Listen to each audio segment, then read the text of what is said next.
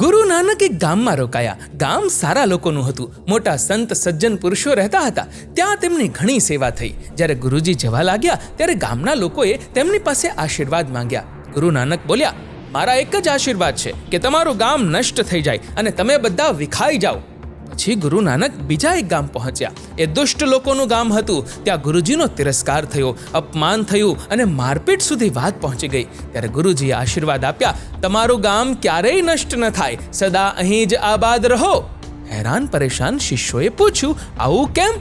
તો ગુરુજી બોલ્યા, સારા માણસ વિખાઈ જશે, ફેલાઈ જશે તો જ્યાં પણ જશે સારા ગુણો ફેલાવશે, બધાનું કલ્યાણ કરશે અને આ ખરાબ લોકો આ ગામમાં જ રહે, ક્યાંય ન જાય. કારણ કે એ જ્યાં પણ જશે ત્યાં દુષ્ટતા જ ફેલાવશે, બધાનું અહિત જ કરશે.